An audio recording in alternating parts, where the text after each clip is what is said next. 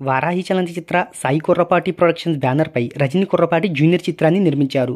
కిరీటిరెడ్డి, శ్రీలీల, జెనీలియా దేశ్ముఖ్ కీలక పాత్రలు పోషించిన ఈ చిత్రం రాధాకృష్ణారెడ్డి దర్శకత్వంలో జూలై 18వ తేదీన ప్రపంచవ్యాప్తంగా రిలీజ్ అయింది. ఈ మూవీ వివరాలు ఒకసారి చూసుకున్నట్టయితే నటీనటులు, సాంకేతిక నిపుణుల రెమ్యునరేషన్తో పాటు ప్రమోషనల్ ఖర్చులు అన్నీ కలుపుకొని ఈ చిత్రాన్ని 25 కోట్ల రూపాయల బడ్జెట్తో నిర్మించారు. ఈ మూవీపై మంచి హైప్ అనేది ఉండడంతో ప్రపంచవ్యాప్తంగా 10 కోట్ల రూపాయల థియేట్రికల్ బిజినెస్ జరుపుకుంది. ఈ మూవీ లాభాల్లోకి రావాలి అంటే 11 కోట్ల రూపాయల డిస్ట్రిబ్యూషన్ షేర్ను, 25 కోట్ల రూపాయల గ్రాస్ వసూలను రాబట్టాలి. ఇక ఈ మూవీని తొలి రోజు ప్రపంచవ్యాప్తంగా 1100 స్క్రీన్స్లో రిలీజ్ చేశారు. ఈ మూవీకి తెలుగు రాష్ట్రాల నుంచి మేజర్ షేర్ అయితే వచ్చింది. ఇక ఆంధ్ర నిజాంలో ఈ సినిమా 7 రోజులకు గాను 6.53 కోట్ల రూపాయలను రాబట్టగా, కిరీటిరెడ్డి, శ్రీలీల సొంత రాష్ట్రంలో కర్ణాటక నుంచి కేవలం 1.51 కోట్ల రూపాయలను మాత్రమే రాబట్టింది.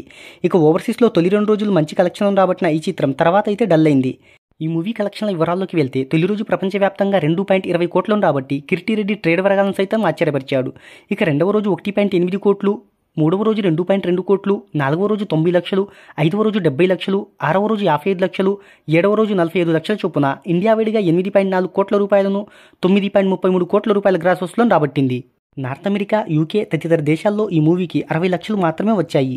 ఇక మొత్తంగా 7 రోజులకు గాను ఇండియాలో వచ్చిన గ్రాస్ ప్లస్ ఓవర్సీస్ కలెక్షన్లను కలుపుకొని ఈ చిత్రం వరల్డ్ వైడ్గా 10 కోట్ల రూపాయల వసూలను రాబట్టింది.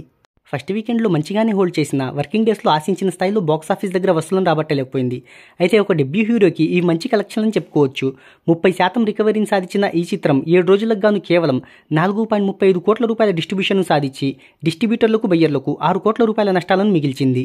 ఈ చిత్రాన్ని రజనీ కొర్రపాటి 25 కోట్ల రూపాయల బడ్జెట్తో నిర్మించగా బాక్సాఫీస్ పరంగా 20 కోట్ల రూపాయల నష్టాలను మిగిల్చింది ఈ చిత్రం. కాకపోతే theatrical business, OTT rights, satellite rights, audio rights ద్వారా నిర్మాత ఒడ్డున పడే అవకాశాలు అయితే కనబడుతున్నాయి.